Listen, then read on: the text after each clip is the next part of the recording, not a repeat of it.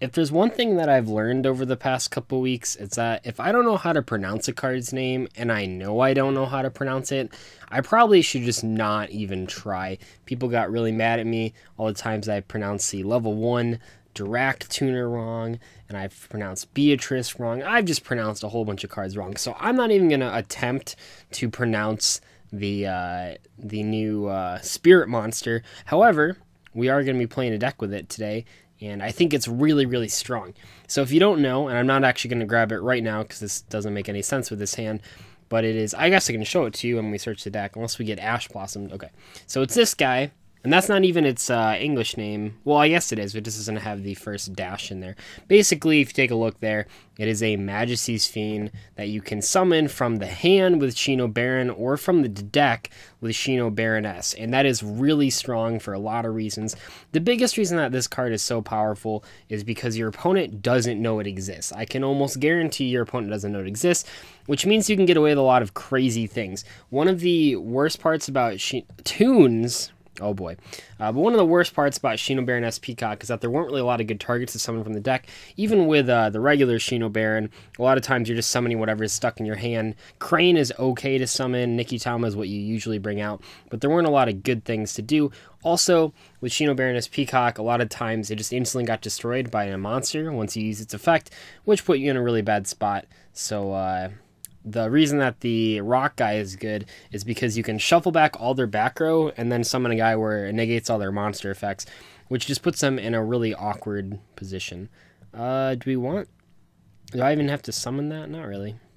I guess if on the off chance he has negation, I actually will want to summon this thing to make a rank 4.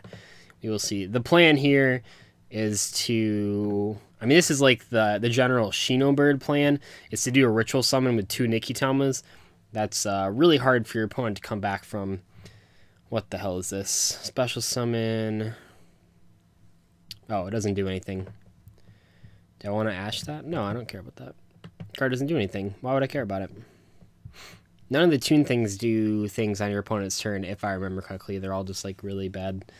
There are some tune cards that are cool, but most of the time they're just terrible, which isn't Toon Monster's fault. The spell and trap cards are particularly good, but man, they kind of the problem with Crystal Beast, where like none of the cards do anything, which can be rough. I know the feeling of that because it is not a very fun one.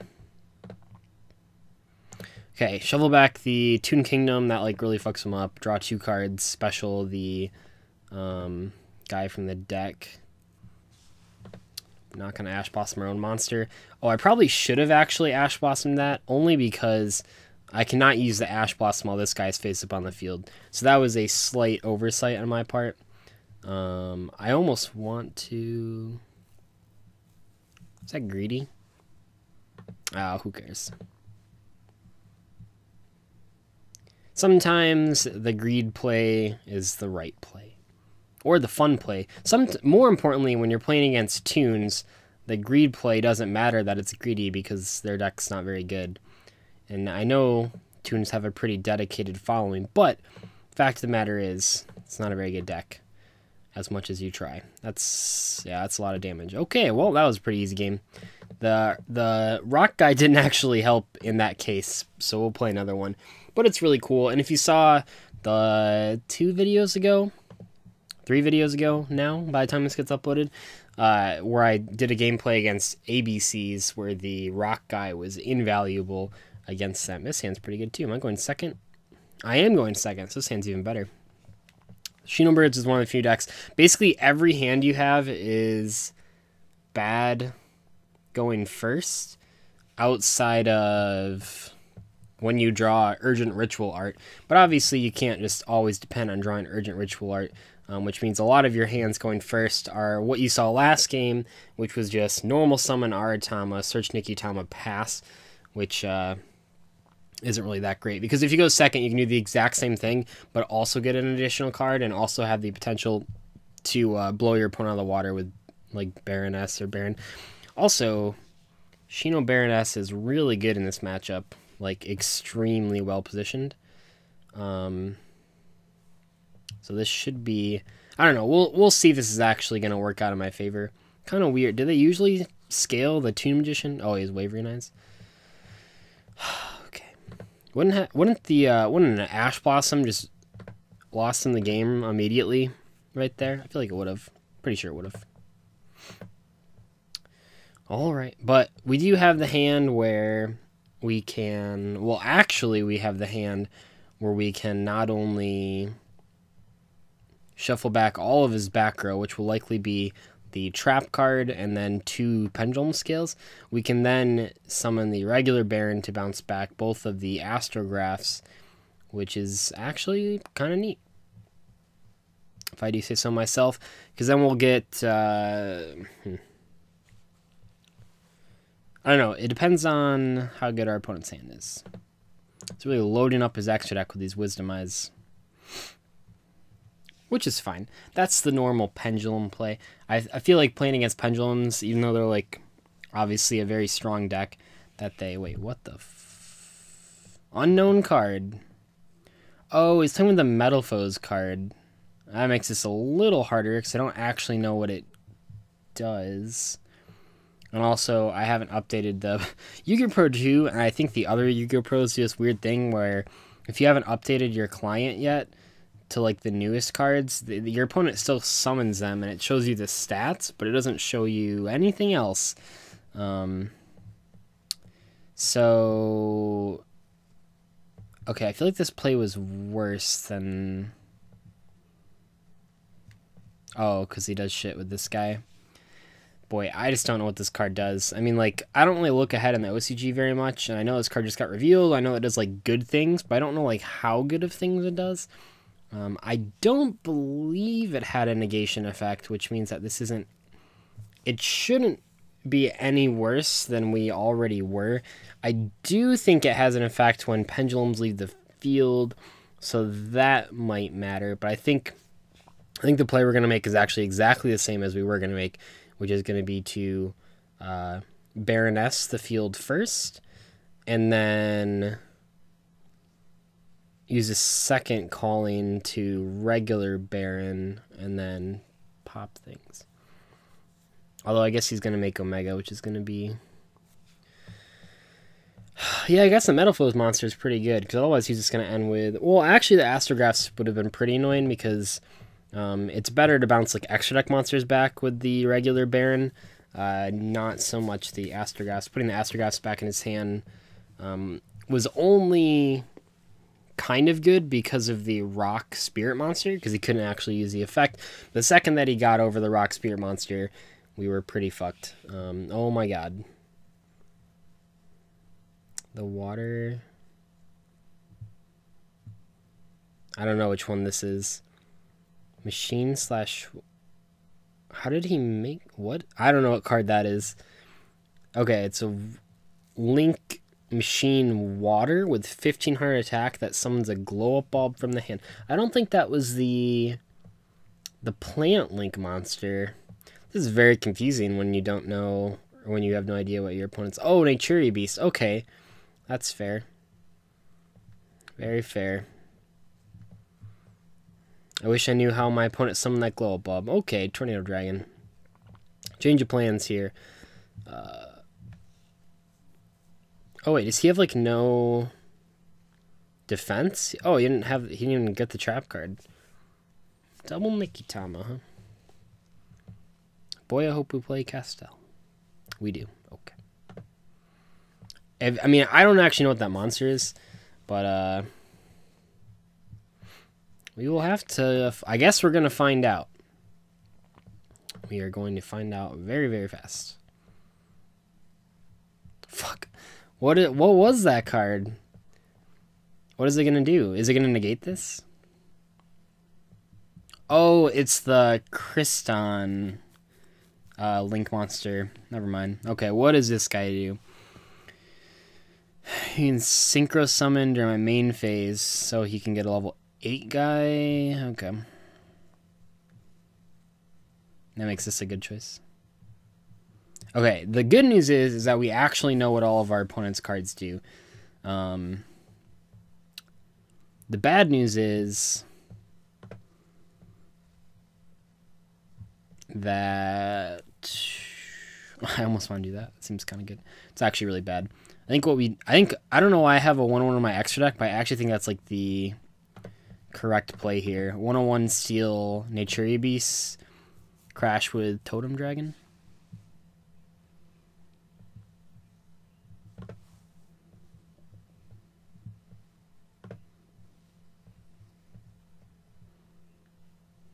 Alternatively, and I think what I might end up doing if he doesn't use this right now, is I might try to...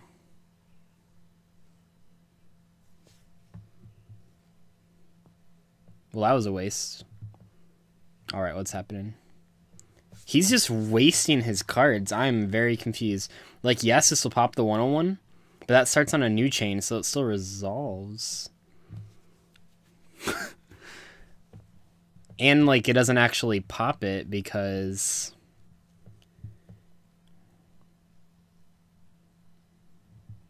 What can I chain? Oh, this is an optional?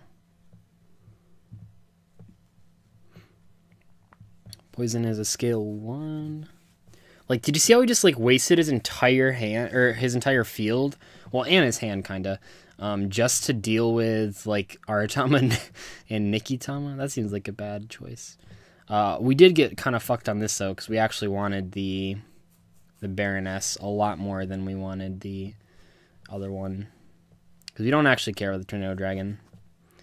So, in that regard, this is kind of rough. There is one line of play here where, by some chance, we actually draw a Baroness off the Nikitama.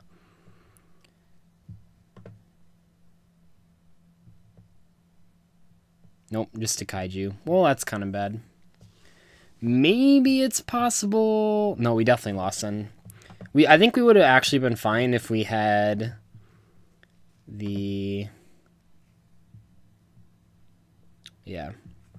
Like, just thinking about this play, we absolutely would have been fine if we had the Baroness in hand. Baroness in hand, we shuffle back this and this, so he goes to 3 cards in hand. But more importantly, we summon the rock guy from the deck, which means we could have... So the Omega comes back, right? And then we have 2 tokens, the rock guy, Honor Arc. Seems pretty good, so we can't just Omega us again. Then we Kaiju. Yeah, seems like never lucky. Because then he would have like been forced to like have a scale in hand, because he already has the low scale. I don't think he searched any other cards though. Or did he have a Wisdom Eye too? I don't know. I'm sure we just lost all the time. Although... Okay, well here's the other line of thinking. We absolutely 100% would have won if our opponent wasn't using cards that aren't out yet. How about that? Is that better thinking for you? If our opponent was not using both of these Reigns cards, I mean the Metal Foes one was only announced a couple days ago, so especially if he wasn't using that, but also if he wasn't using the Kriston one. Well, I think if he was just using the Kriston one, we would have been fine. The Omega actually, while it was good, the only reason he was able to do all that shit was because of the Metal Foes guy. So in the world where our opponent is not playing with cards that aren't real, because they're not even in the OCG yet, we clearly would have won this, and I think that says something. Because our opponent's field would have just been the... Even if he had searched the trap card, it would have been like the trap card, some scales, 2 astrographs. From there we could have done the original play, which would have been Baroness, all the back row, even if he changed the trap, that's fine, and then regular Baron for all the extra deck monsters on his field, summoning the rock guy from the deck so that the purple poison wouldn't have gone off if he tried to do some crazy shit. Because what would have happened... Because he would have done the trap probably to pop purple poison, but we summon the guy from deck, so then we're all good. And then this guy summons Nikitama from the hand, I think that we still had. Because we wouldn't have had to... Maybe he still would have done that weird play. Well, he wouldn't have had the Nature Beast, so he wouldn't have actually had to make the 101. Yeah, we would have been fine. Pretty sure we would have been fine. But You can't win them all. Well, you can, but you just gotta play against real cards. I guess. Dzeeff salty? Question mark. Yeah, I get a little salty against cards that don't exist. Like, I don't really... I'm sure there's, like, a button I should have pressed. I'm going to look for that when we end this game. I'm pretty sure there's a button that I could have pressed if I wanted to, like, not play against these new cards. But just in general, I think it's kind of unfair that if you don't even have the card downloaded yet, that, like, your opponent's still allowed to use it. That seems a little backwards to me. I don't know.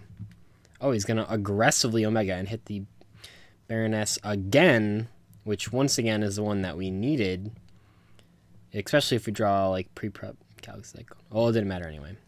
That's okay. You can't win them all. So the real question is, how do we play? Yeah, you can't even select. If someone knows how to... Yeah, there's like no settings for it, I don't think. If someone knows how to only face TCG cards, please let me know, because I actually really don't want to play against those types of cards. Yeah, you can't change anything. I don't know. I don't actually know. But anyway, that's going to wrap up the gameplay. I know I lost, but take solace knowing that I would have won if he was playing actual Pendulum Magicians that are currently legal in the TCG. Anyway, I'll see you guys later. Bye.